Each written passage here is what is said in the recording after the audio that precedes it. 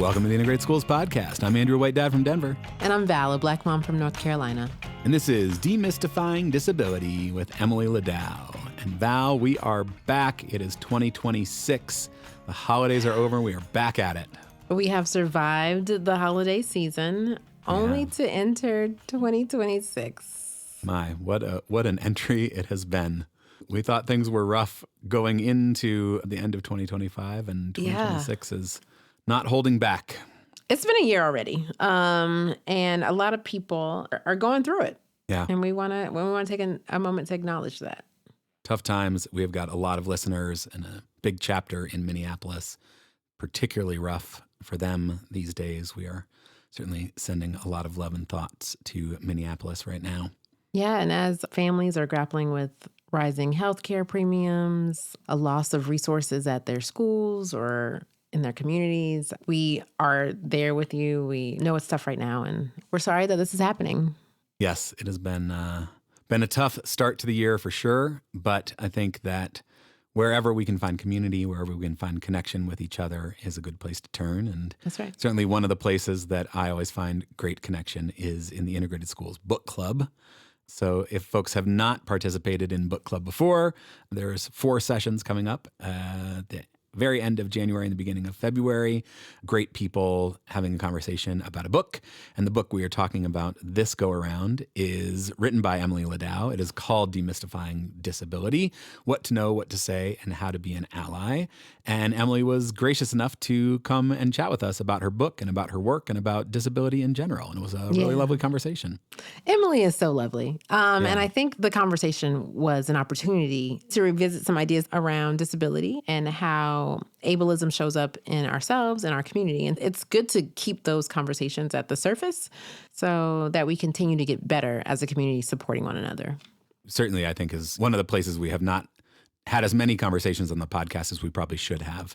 We talk a lot about all sorts of isms, and ableism probably doesn't come up nearly as much as it should. And so grateful that Emily wrote this book, which is really a fantastic kind of primer on disability, a great entry point for anybody who is remotely curious about conversations about disability, about language choices, about etiquette, about the history of the disability rights movement is all packed into the book. And I found Emily to be so knowledgeable and passionate, but also open and welcoming and willing to meet people wherever they are in conversations about disability, which I certainly appreciated, and is a reminder that wherever people are on their journeys around being better humans, grace is what we need to meet people wherever they're at if they're willing to come on a journey. And I think she really exemplifies that.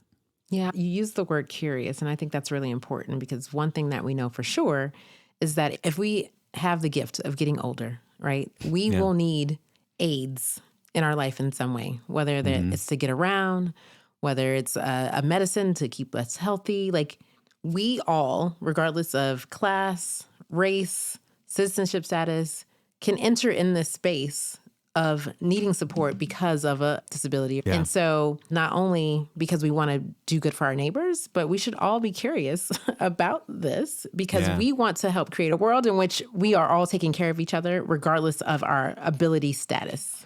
Yeah, and I think the idea of solidarity really hits home when you start talking about disability because unlike many other marginalized identities, the disability community is one that many of us will find ourselves a part of at some point in our lives, if not all of us, if we are fortunate enough to live that long. So it is a good reminder that when we build systems that create belonging for everyone, we are doing that to benefit everyone, including ourselves. We should all care, not only because it could be us, but because we have friends, neighbors, community members right now who could thrive if people who aren't thinking about being disabled actually spent some time being curious about that experience. 100%. Right? Like if we all spend that time now, then we can make the world better for them and everyone. Right, because a world in which everyone is able to participate more fully is a more rich, a more full world in which we all benefit from that for sure. That's right. So encourage everyone to sign up for book club. There'll be links in the show notes, or you can just go to integratedschools.org/book club and find a session. Great facilitation in those sessions and small group conversations. It's a great way to connect with other people and just feel a little closer to people.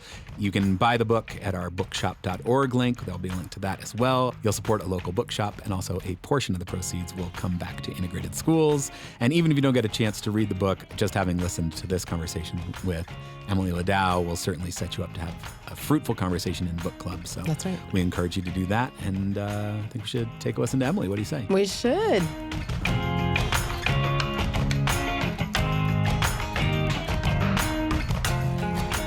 Hi, I'm Emily Ladau. I am a disability rights activist. I am the author of a book called Demystifying Disability: What to Know, What to Say, and How to Be an Ally. And I am incredibly passionate about having conversations about disability and really engaging people to talk about a topic that they might otherwise feel uncomfortable with, and really making it approachable and accessible to them. Thank you. That comes through in the book. Demystifying Disability. Why did this book need to exist, and how did you come to write it? I want to give a very important caveat that I don't consider myself at all some kind of sole expert on the disability experience. There are more than 1 billion people around the world who have some type of disability, and that means that you're going to have more than 1 billion experiences and opinions around disability. So I am one person who contributed one piece of writing to a much broader conversation. But I had never really considered writing a book specifically like this one until my literary agent actually found me after I recorded a podcast episode about disability. We came to the realization that there was a gap in the market for any kind of 101 book about disability that approached it in a really non-judgmental and approachable way. So we took the chance, and I am really, really glad that I was able to contribute this work to the broader conversation. But it's not the Bible on disability. It's not the encyclopedia on disability. It's just what I hope is a tool that people can pull down off the shelves if they have a question about language, if they're looking for something about disability history, if they need an etiquette question answered, and it will give them a starting point in a non-judgmental, safe place. Those types of writings and pieces are so important for people to build their confidence to engage in conversations later, right? So many people opt out of even starting the conversation because they feel like they don't have the language or the right or the knowledge to engage. And so I just wanted to thank you for recognizing that gap in the market and filling it. You're touching on something that's so important to me, because in order to be effective advocates for any kind of social justice, we first need the tools and the resources and the understanding. But often we are not socialized to think about disability at all. Or if we are taught about disability, it's usually from a very negative, medicalized perspective, and we don't look at it as a cultural identity with a history and a community connected to it. Mm-hmm. So I want people to feel like they have the space to learn about disability so that they can effectively engage in the conversations and the work, because I know that it's not taught in our history curricula. It's not something that we are exposed to accurate, nuanced portrayals of nearly enough in the media. So we can't expect that people know how to approach the conversations without having the tools to do that.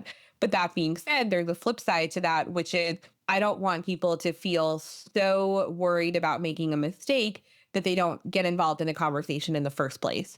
I don't want you to get bogged down in specific rules, but I also want you to have a working knowledge so that you feel like you belong in the broader work. Thank you. And the book definitely does that. I feel just from having read it, feel so much more qualified to start engaging in those conversations in new ways. I really appreciate it. Going back a little bit, how did you start communicating about disability? Why is it something that you care about and have dedicated so much time and energy to?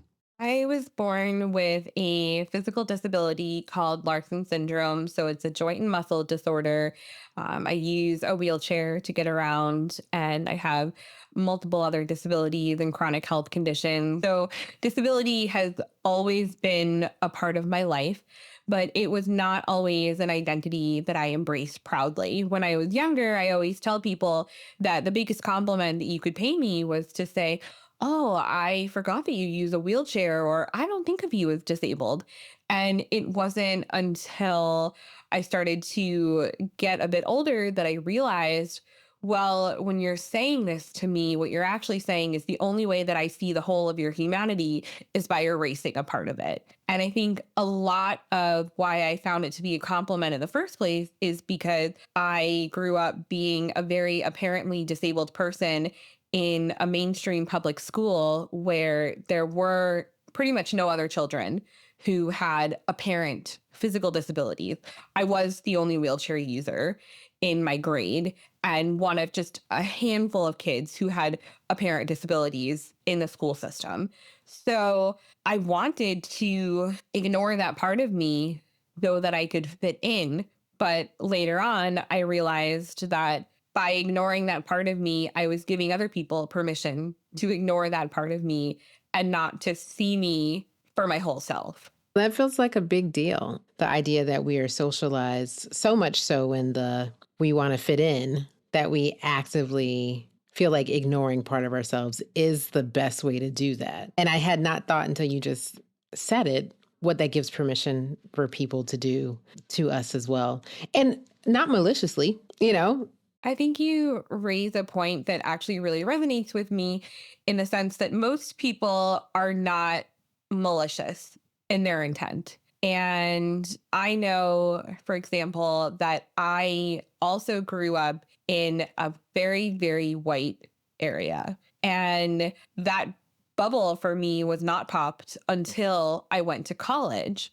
And at that point, as much as I was asking people to better understand my experience as a disabled woman, that did not absolve me of the work of better understanding that my narrative as a white woman had been so limited in scope for so long that I needed to expand my thinking about what it means to be a person in the world, really. And so I think that's where I've learned to give people more grace. Same. I understand what it's like to be confronted with the fact that you grew up in a bubble and you now need to have a reality check and see what the world actually looks like. Yeah. And so as I learned to do that for identities and experiences and cultures outside of my own, I'm also more willing to give people grace to do the same and to try to be a support as they're popping their bubbles. And I'm not saying that we owe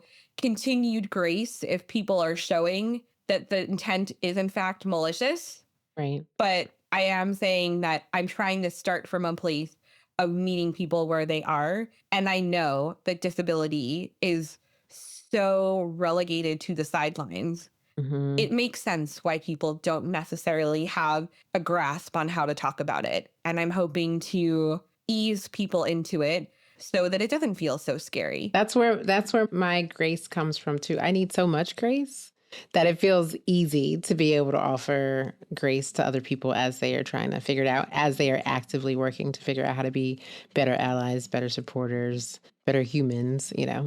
It seems like your whole career, Emily, has been about offering that grace to a number of people in a number of places and being willing to engage in conversations. What are the things that you have come across in doing that work that help you sustain that, tapping into that grace to be able to continue to have these conversations? Because I'm guessing they are not always instantly revelatory, that people are immediately sort of brought over to the other side. You're right. It is exhausting in a way to feel like a teachable moment all the time. It's not as though I take my identities off and put them on a shelf at night. Right. I am always disabled. And so I can't flip that switch off even when I don't want to be in advocate mode or educator mode. And it can be a lot to hold. But at the same time, I feel like it's harder to hold the bitterness and the resentment that comes with expecting people to simply get it and to understand when you're not willing to meet them at least part of the way. And that's not always a popular opinion among social justice movements and circles. I know that there are people who feel that I pander to the non-disabled community.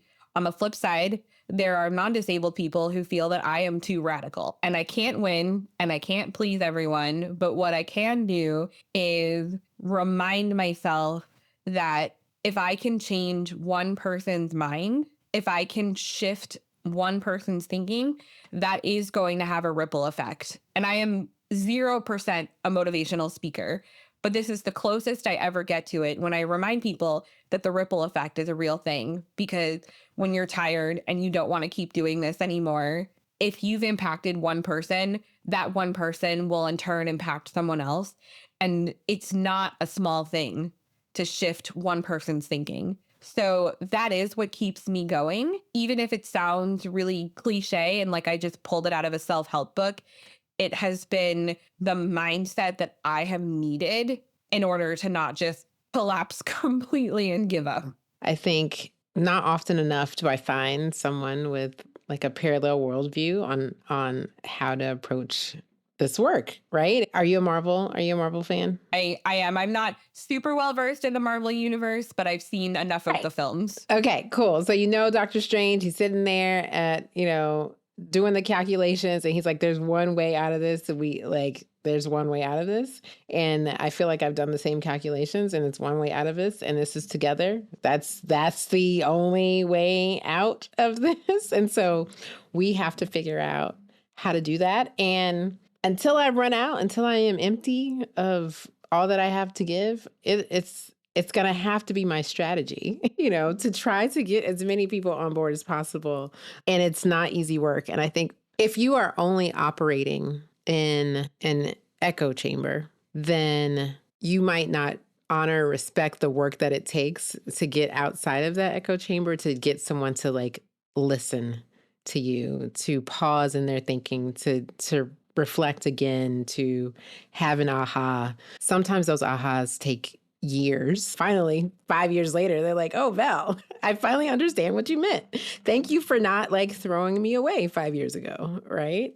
And I'm like, yeah, you were trying me. I wanted to throw you away. I didn't, but I thought about it, and so it's important work. I think we need all types of folks doing the work. I think we need folks who are the most radical to keep pushing us in that direction. And you need folks to serve as bridges between the people who are learning and our most radical friends. I appreciate that sentiment. And I think what you mentioned about echo chambers really strikes me too, because I've seen echo chambers in both directions. I've seen, of course, the echo chambers of not connecting with people of a wide variety of identities and lived experiences. But I've also seen the echo chamber of where we are only talking to each other in movement-related work, and neither one is effective. So to me, I don't want to be in either echo chamber, because if I'm just talking to the disability community, I'm also not reaching the people who we want to bring into the conversation to make the world more accessible and inclusive in the first place. Right. I always try to look at both sides of the equation, where it's lovely to be in community, but we can't do that at the expense of shutting out the people who we are asking to include us. We had Loretta Ross on just recently, who has a book called Calling In, and she said something effective like, if white supremacy could be solved by Black people, it would have been solved already. I think similarly, if ableism could have been solved by disabled people, it would have been solved already. There feels like some real parallels here, that we need the folks who have potentially unearned power in the world to come around to the needs of all of our communities to start thinking about what does a world look like that is designed by all of us to serve all of us. Totally. You're bringing up the parallels between combating white supremacy and combating ableism, recognizing the interplay between the two, and the fact that we can't fight back against either of them in silos, especially because disability as an identity cuts across all other identity groups. And it's also pretty much one of the only marginalized communities that anybody can join at any time. Yep. And I always say, that's not a threat. We're cool. We're fun.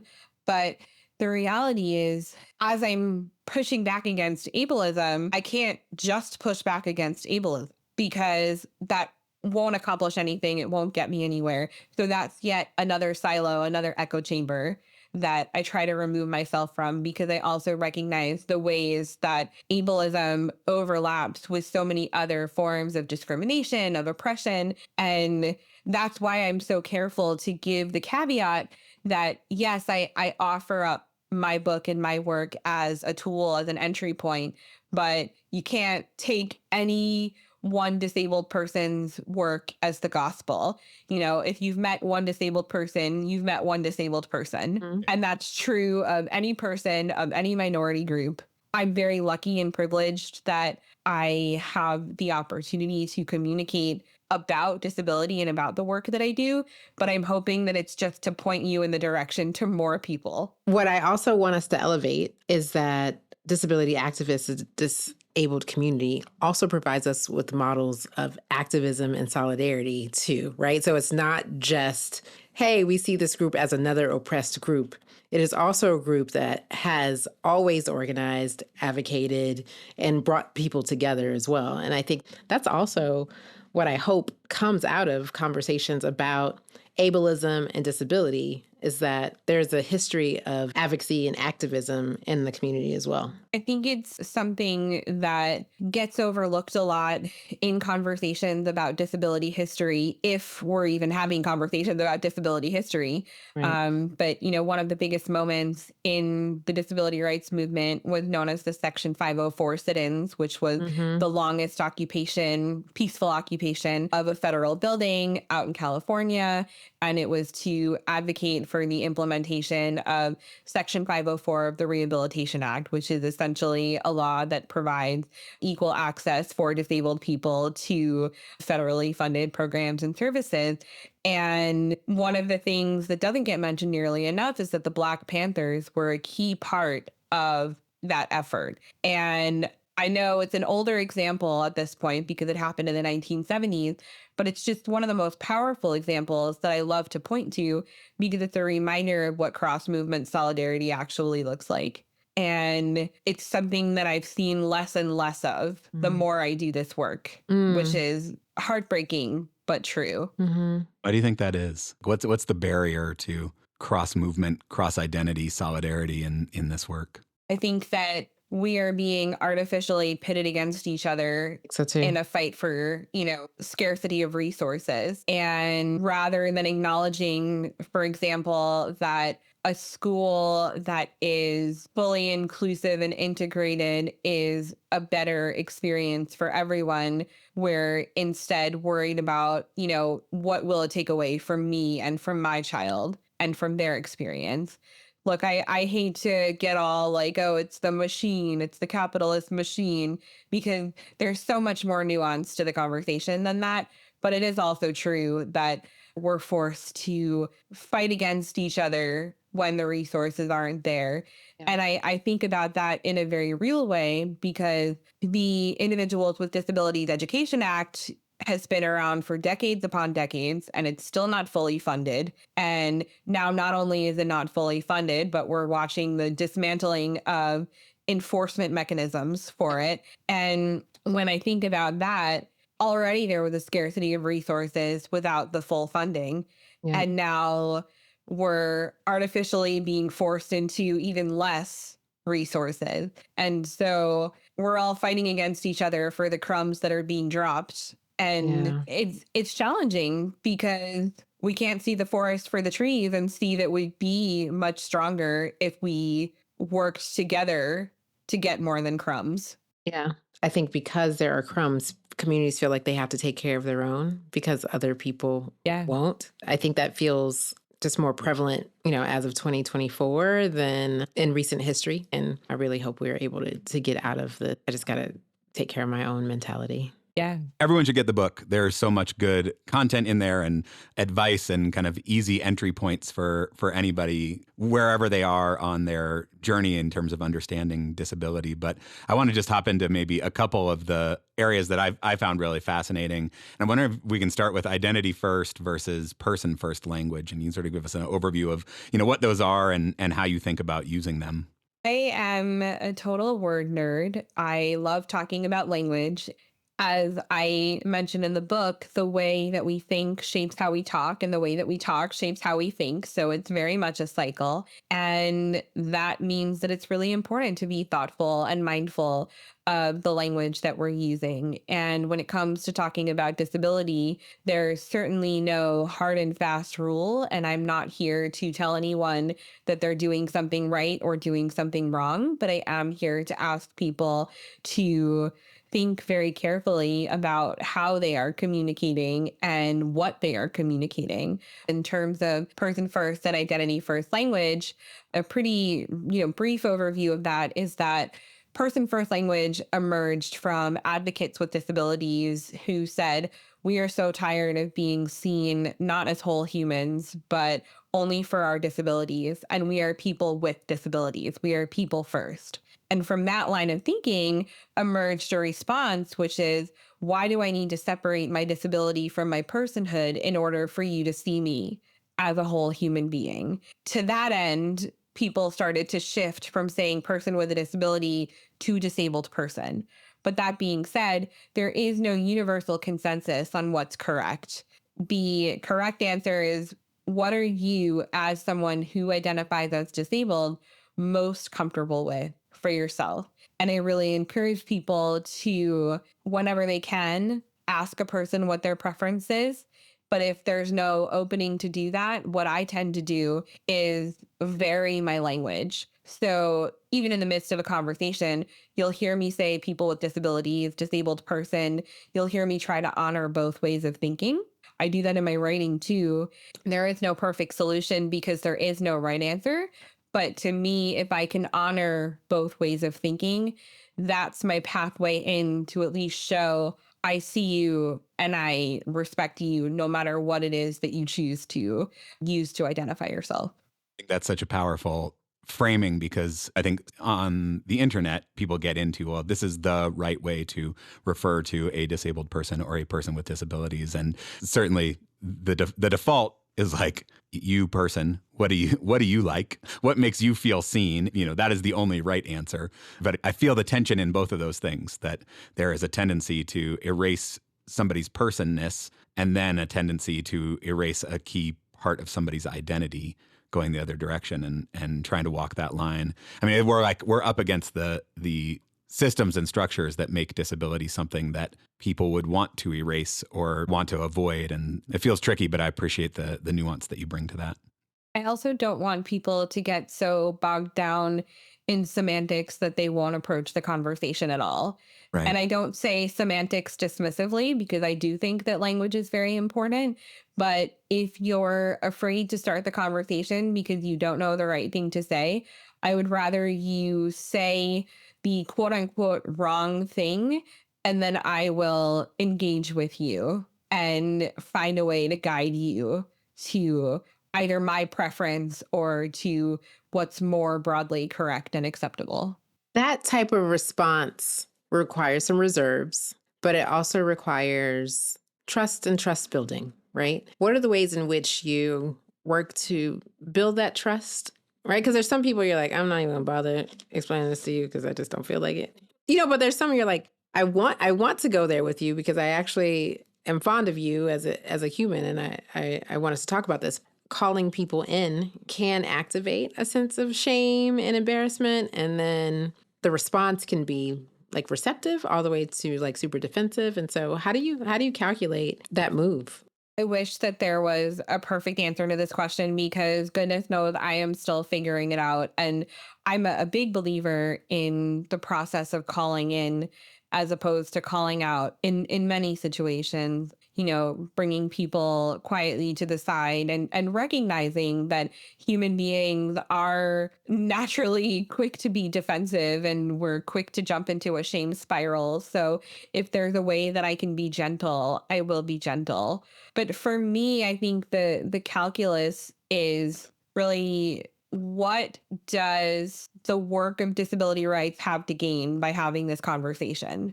So I've noticed that we've reverted back to having conversations now about whether it's acceptable to use disability related slurs. And to me, I don't know that having a conversation with somebody who thinks that it's acceptable, for example, to use the R word is going to be the best use of my time because it's not about language there. It's a total attitudinal shift that I'm looking for. And that's not to say that I won't speak out against use of the R word. It's to say that I'm differentiating between you're a troll who is using this language to get a rise out of me versus you're a person who really just didn't have exposure to how to talk about disability and you mean no ill will and you mean no harm, even if you did harm. So the calculus for me is, am I fighting with someone who's never going to see me as a whole human being?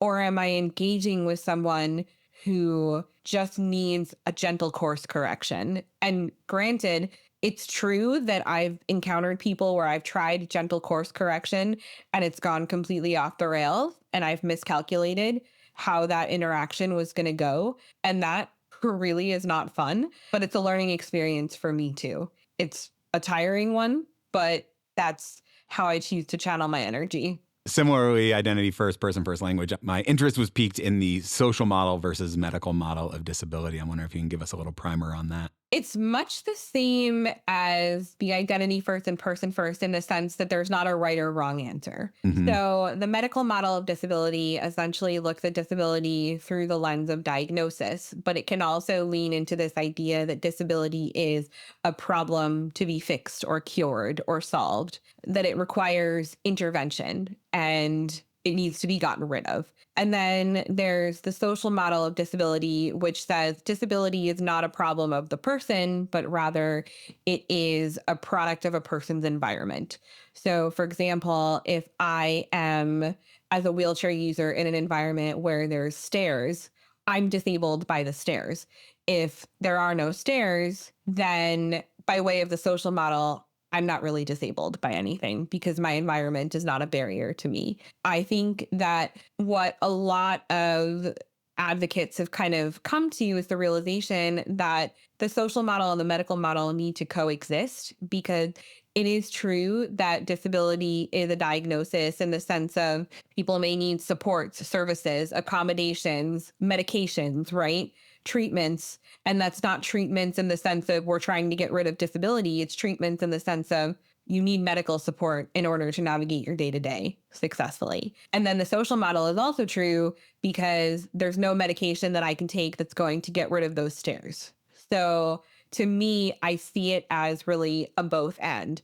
I do need supports, services. I do need proper health care. I also really need people to stop designing things that are inaccessible to people with disabilities. We need to make sure that there is access to healthcare, that there is access to ways to impact quality of life, to create a society and a structure in which it is much easier to exist regardless of your ability status, because any one of us is at any moment on the cusp of being part of the disability community. Yeah. Talk a little bit about ableism. We talk a lot about our own blind spots around racism, a little bit about classism on the podcast. We have had a few conversations about ableism, but not nearly enough. And so help us sort of wrap our minds around ableism and how to be on the lookout for it.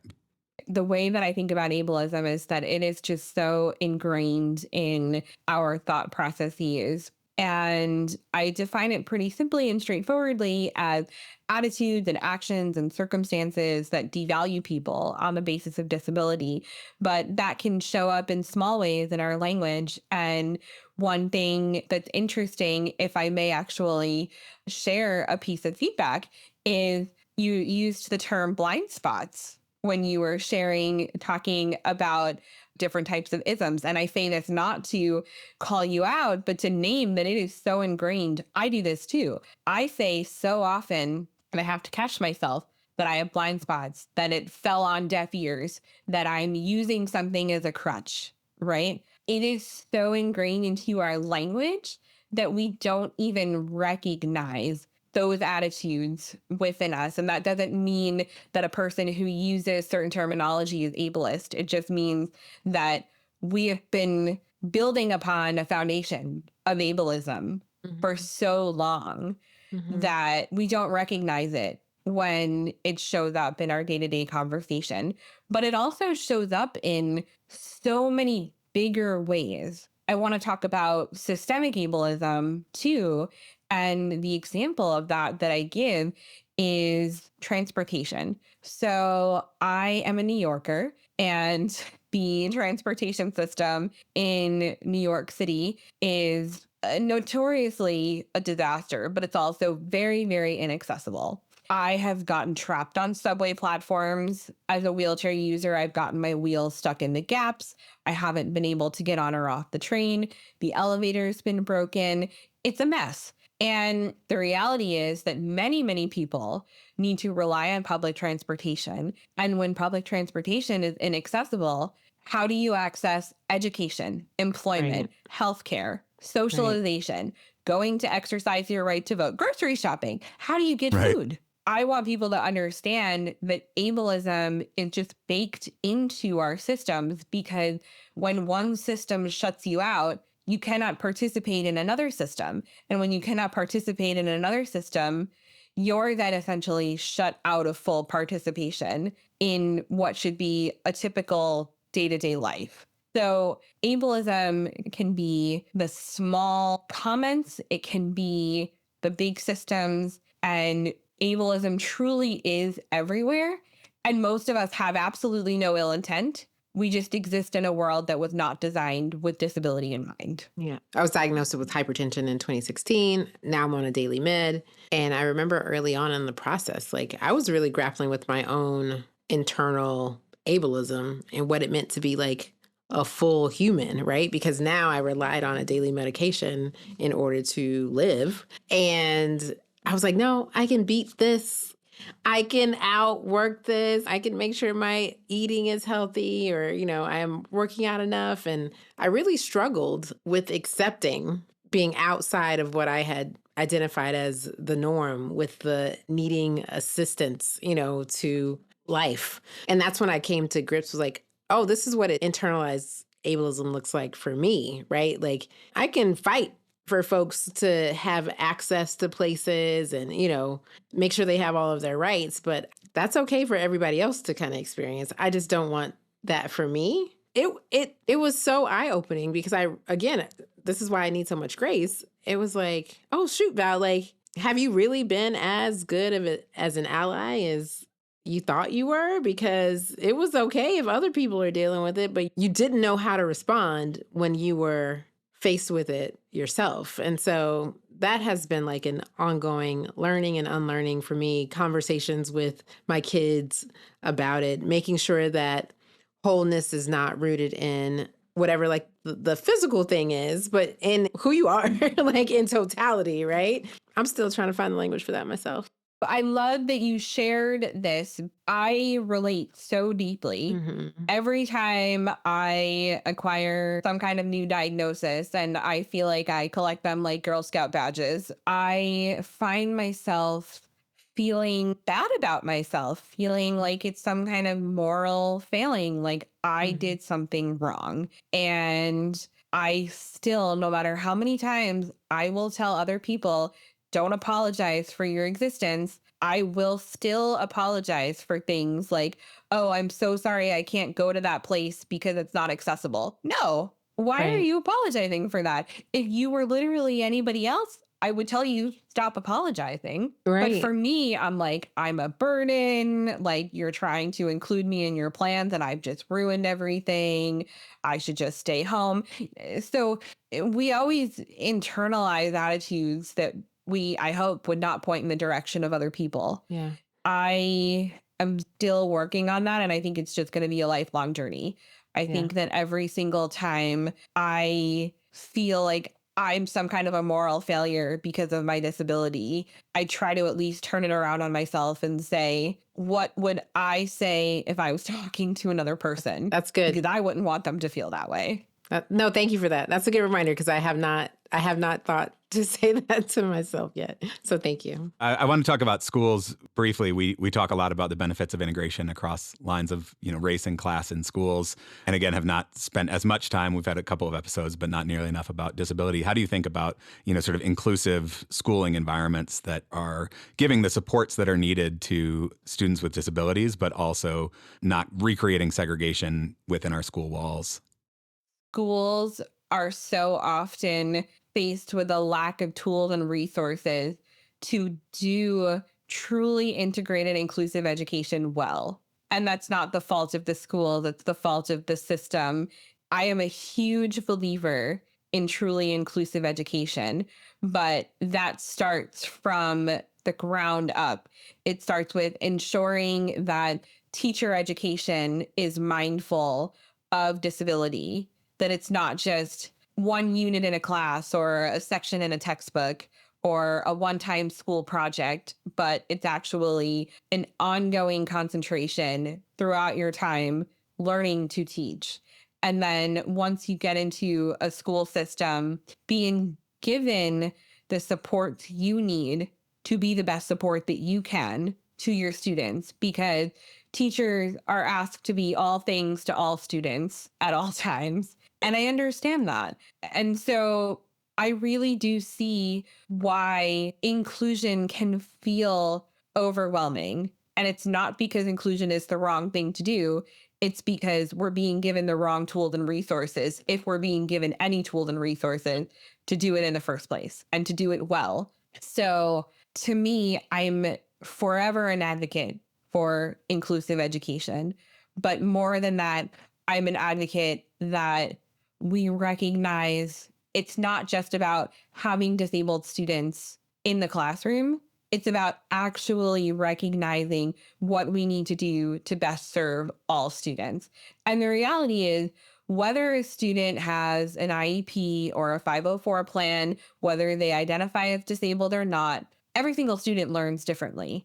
So it's to the benefit of every single student to diversify your lesson plans, because disability or not, you're going to have students who are tactile learners, who are audio learners, visual learners. If you're already thinking about how you can engage students in a variety of ways, it's not to the detriment of any students, it's to the benefit of all of them. Yep. Preach. That idea of sort of universal design, and we've talked a lot about belonging and creating spaces where students, their presence actually changes the space, and I think that certainly applies. A classroom that is designed to serve all kids regardless of disability status is going to serve all kids better. I love that idea. Yeah. Your work, your career has been on calling people in, on helping people understand better. I think to continue to engage in that work requires some hope. If you were to sort of, envision out a world in which we have done a much better job of creating spaces that are accessible to all, regardless of disability status, like what does that world look like? What do we all gain from that world? I often joke that I'm just a professional disabled person. It's just disability 24/7 around here. But in reality, I'd be so thrilled to be out of business. I mean, I really mean that. I love what I do and I'm very passionate about engaging around disability, but I wish that these conversations were old news at this point. But that being said, I think that we can all take smaller actions to contribute to the whole. And one thing that I really urge people to do, and this is, I think, just being a good person and just showing up in a good way for other people in your life, is to say, what can I do to support you? And what can I do to make this accessible to you? and opening up that conversation. And I recognize that there are going to be people who are not going to return that to you, and that's going to feel like an energy drain. But you may also be opening up the lines of communication so that you're creating a more accessible environment for everyone. And I think that especially applies in schools.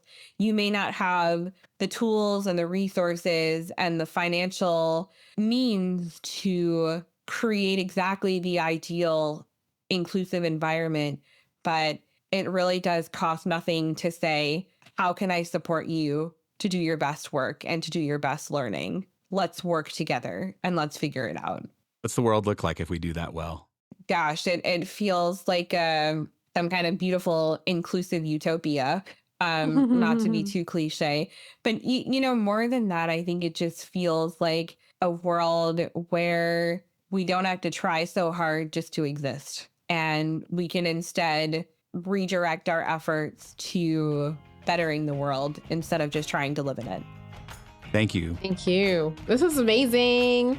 Thank you for the book. Thank you for all of your work in this space. If people want to connect, if they want to learn more, what's the best way to do that? I am pretty findable online. I'm at Emily Ladau, Ladau, across platforms, mainly Instagram and LinkedIn. And I also have a Substack called Words I Wheel By, where I dive a little bit deeper into some disability issues. So I'm always happy to engage and up for a conversation, and just love being able to chat about this with people who are clearly so equally passionate about this kind of work. Emily, it's been a pleasure. A total treat. Oh my gosh, likewise. I'm so thrilled you reached out. Thank you. Yeah, I can't thank you enough.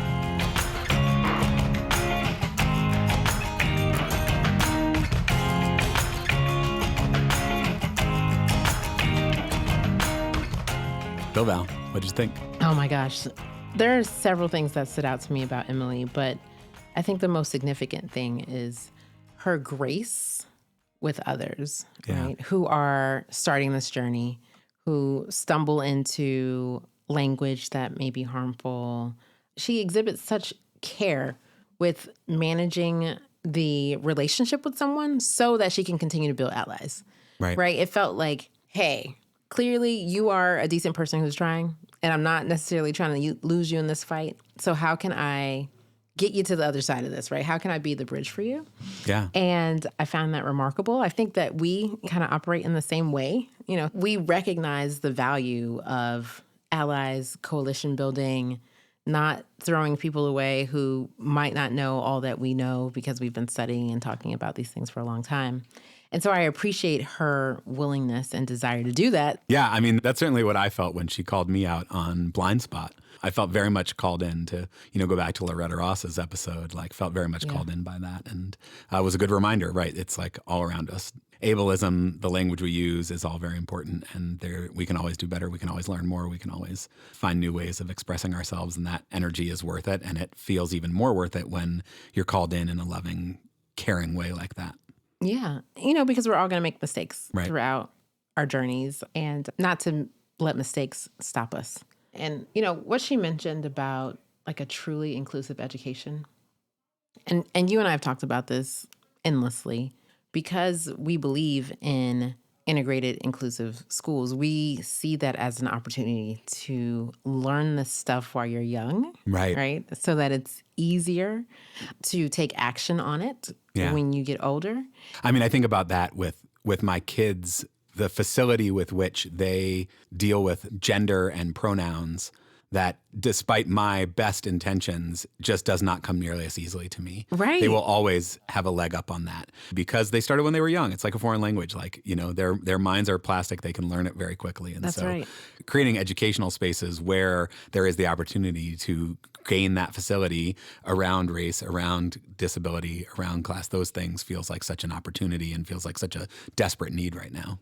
Yeah, you're right. My kids are skilled in talking about neurodivergence. Yeah. It feels normal. Yeah. And I am thankful that they have that, right? And again, it's not something that I think our generation necessarily grew up even wanting to talk about. Right. And so when you have a situation where you're trying to pretend that someone does not have a learning difference, a disability, you spend all of that energy erasing them, right? Because you don't want them to feel left out when they feel it, because our society isn't set up for them to feel included anyway. Right. Like Emily mentioned, right? Like even she had this inclination to erase part of her own identity to try to fit in. Yeah. But then that like erases a part of who she actually is as a person. Yeah. And so creating spaces where everybody can show up as their full selves, where everybody's full humanity is recognized, that creates the space for true belonging. And that's the skill set that I think, certainly my kids are better at than I am. Yes, your kids are better. And I want to also name that you, like other parents, are more intentional about having the conversation, about exposing them to it, right? Right. So we can't assume that kids are just going to know if we aren't intentional about it. Like 100%. if we're not saying, hey, notice this, because this is a barrier for someone in our community. And I think that is our responsibility as parents, not that we have to have all of the answers, but if we help develop that critical thinking in them, that they do start to notice like, hey, so-and-so is burdened by this, not because they are a burden, but because we haven't thought enough about how to create a world in which they can thrive as well. Right. This is why creating those like truly inclusive, integrated spaces is so important, because then it gives them at this age where it is much easier for them to internalize the opportunity to internalize it. But we still have to create those environments. Yeah. We have to point out the ways in which, society is not set up to do that. And then we have to encourage them to lean into that, because it is a lighter lift for them, but it is still work, because they are still receiving all the messages from society about what it means to be quote unquote normal, what it means to fit in. It's easier for them, but it is not easy. Thinking about it, as a teacher, some parents wanted me to ignore their child's difference. Right. Right. And I'm thinking back to what Emily said around like apologizing for who she was or trying to push down parts of her own identity. So there is that baggage as adults that we might place on our young people that, again, we don't intend to. We want them to fit in instead of shaking up where they're trying to fit in. Yeah, and I think that that's hard work, right? Like creating spaces that actually do that are hard work. And I really appreciated Emily naming, her belief in integrated, inclusive education, and that the places where that is falling short is not the fault of schools, it's not the fault of teachers, but is the system that is not set up to actually support it. And so we have the Individuals with Disability Education Act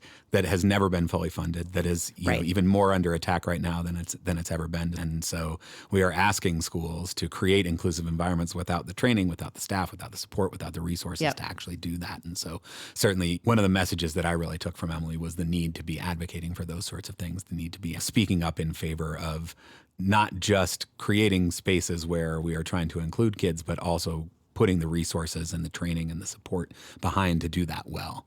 Because we know that when we do that well, everybody benefits.